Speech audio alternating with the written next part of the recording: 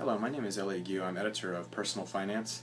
Today I want to talk a little bit about the general market backdrop and the outlook for the U.S. and global economy, as well as some stocks I'm looking at that are very attractive in the current environment. This summer we've seen quite a significant rally in the broader market. The S&P found its low very early in June and has pretty much rallied in a very volatile fashion, sort of jagged fashion, throughout June, July, and into August. And that's really despite the fact that the economic news, the sort of backdrop of news, has been pretty negative overall. We have seen some signs of an improvement in the U.S. economy, or at least an improvement relative to expectations. Earlier this year, starting in February and March, we saw the data really begin to deteriorate. In particular, we saw jobless claims tick up. We saw a number of three actually quite bad employment reports in a row. I think some of this was due to temporary factors, such as the unusually warm winter weather in 2011-2012. And what that did is it pulled some economic activity that normally would happen in the spring into the first quarter. So it made the first quarter look better than expected, and the second quarter look a little worse than it otherwise would. So we've seen some of that sort of back out of the data in July and August. But the numbers still aren't great. We're seeing better than expected, but certainly not anything you would consider strong. The U.S. economy continues to grow probably around 2%, plus or minus a little bit at the current time.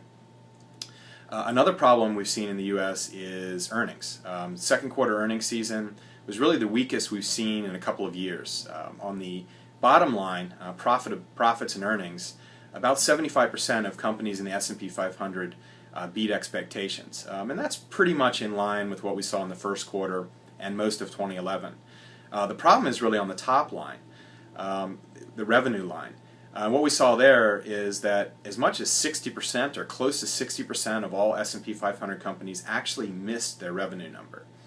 Now, most people look at earnings first and revenue second, but the problem is that you can drive a quarter or two of beats on the earnings front by cutting costs and moves of that nature. But ultimately, you need that revenue growth, that sales growth, that ultimate final demand to really continue beating your numbers. So that doesn't really bode well for coming quarters. Outside the U.S., the news has been pretty much even worse. In Europe, there's an ongoing credit crunch. The yield on Italian and Spanish government bonds in particular remain elevated. Spanish government bonds are currently yielding, on the 10-year government bonds are yielding just under 7%, 6.5% to 7%, which is a level which is ultimately unsustainable. Italian government debt yielding a little bit lower, 50, 100 basis points lower at times, still at a level that's not particularly comfortable for that country over the long term. The ECB president, Mario Draghi, came out and said that there was going to be some sort of, or hinted that there was going to be some sort of a big bang change in Europe, which was going to involve the ECB supporting these governments by probably buying bonds on the secondary market. But when he followed through with an actual plan, it disappointed expectations a lot. He really built up expectations a couple of weeks earlier, talking about the plan, and then really dashed hopes for any sort of a big bang reform. And currently Europe is mired in a pretty bad recession. You've got Germany and France, sort of the core of the Eurozone, doing okay. Germany's latest GDP number was positive, but for all intents and purposes, the Eurozone as a whole, and really I think Germany and France, the big economies there, are in a recession, and really don't see much of a way out of that near term. Most of these governments still have a number of fiscal austerity measures that they've enacted that are due to go into effect here over the next year or so, and that's really going to kind of keep a lid on economic growth. Data out of China has been okay, but a little squishy.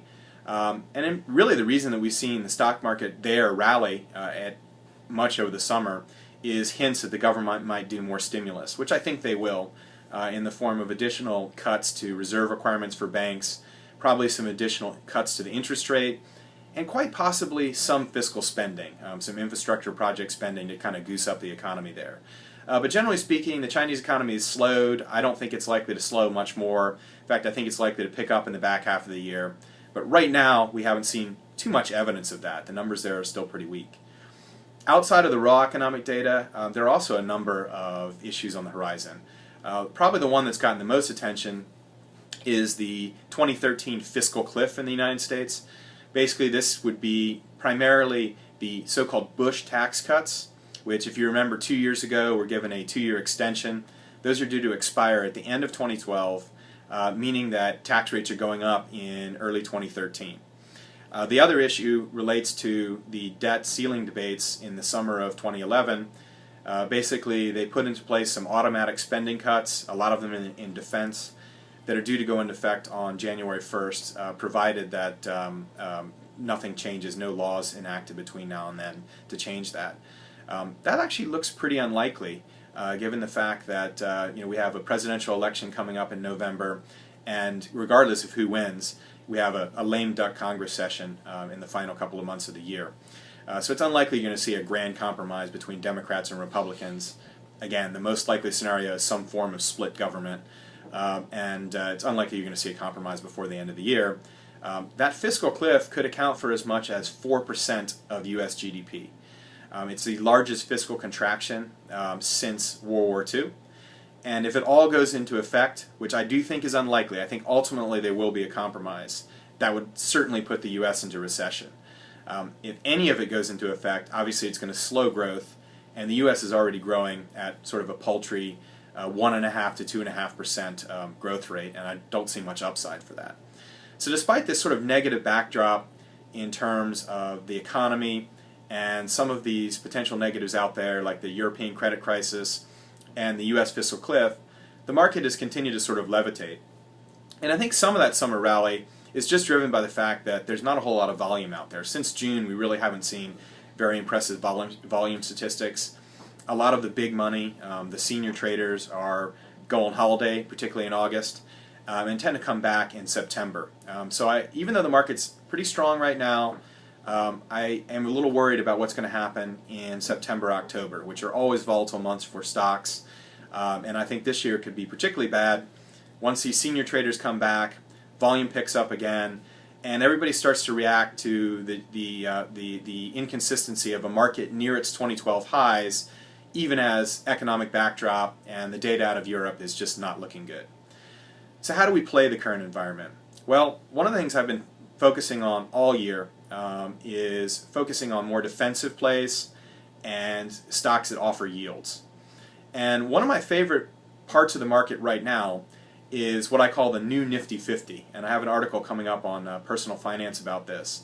The original Nifty 50 were a list of about 50 companies, which back in the 1960s and 1970s totally outperformed the broader market. The broader market during that period was kind of up and down a lot. We saw a very severe recession in 73, 74. The market collapsed. Some of the only stocks that held up at all over this period were what were called the Nifty 50, which were really the 50 largest companies in the U.S. It included names that still exist today, like Johnson & Johnson and IBM. It also included some names which have since gone by the wayside, like Polaroid.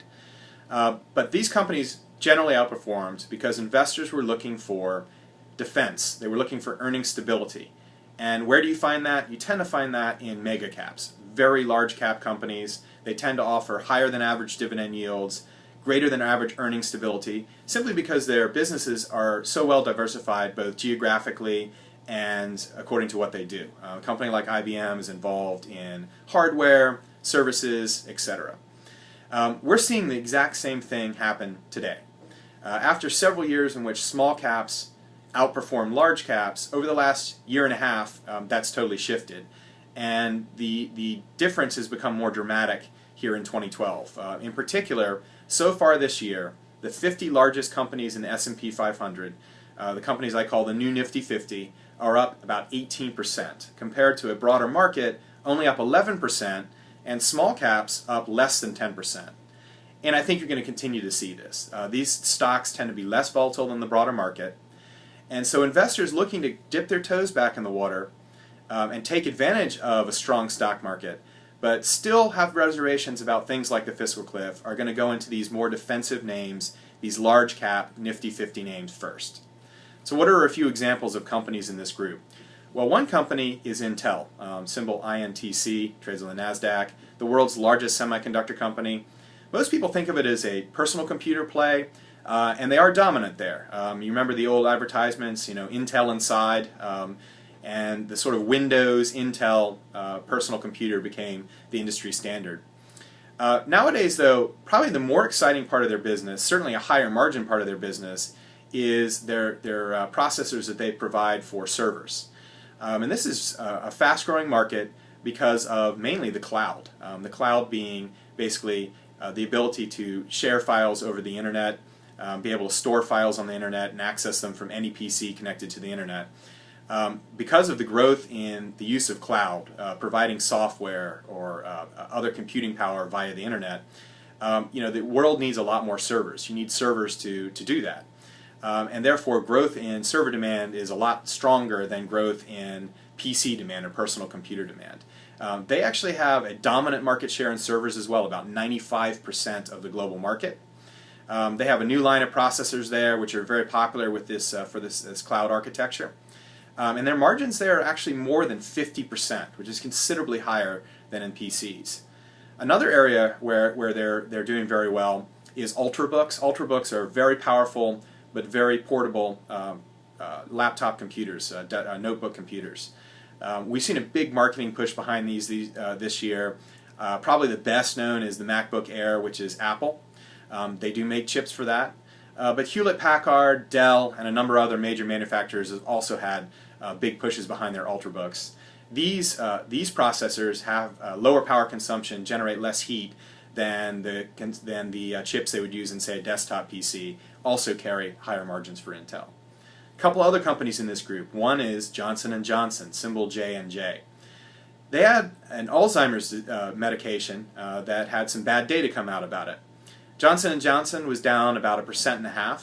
Their partner, Elan, a much smaller company, got absolutely taken out and whacked as a result of that poor data. And that really shows you the importance of the defensiveness of these mega caps. These companies are able to sustain a hit like that because Johnson & Johnson has a number of other drugs out there that are promising, like Stelara for psoriasis. They also have a huge consumer health division, produces stuff like Tylenol, which is coming back to health after a number of product recalls really hurt their reputation. The final thing they have going for them is the Synthes acquisition. Synthes is a company that makes bone-related medical devices, for example, for repairing bones damaged in a car accident. This is a very high-margin business and actually quite fast-growing, and J&J combining their existing medical device market with Synthes is going to make them really the powerhouse in that industry. That company also offers about a 3.5% dividend yield, about the same as Intel, and again, another mega cap company, earning stability. Just look at how that stock reacted to poor data for their Alzheimer's drug compared to Elan. Outside of those, another area that I like a lot right now is energy, and in particular deep water. And here again, I would look for companies that offer a lot of yield. One of my longtime favorites is deepwater contract driller Seadrill, symbol SDRL. That company is yielding about 8 to 9% right now. That company owns deepwater rigs which are used for drilling all these oil and gas finds offshore that have been made in recent years. That would include the deepwater Gulf of Mexico, offshore Brazil, and interestingly a new emerging area which is East Africa, off the coast of countries like Tanzania and Mozambique, where we're seeing a number of large gas finds and oil finds as well. To drill those fields, you need these deepwater rigs. They're in very high demand. We're seeing producers book these rigs as far out as 5 years in the future at rates over $600,000 a day. Now that's back to the level that we saw at the height of the oil market in 2008, and the strength in those rigs and the strength in those day rates is great news for Seadrill. So with that, thank you very much. My name again is Elliot Gu, and I'm editor of Personal Finance.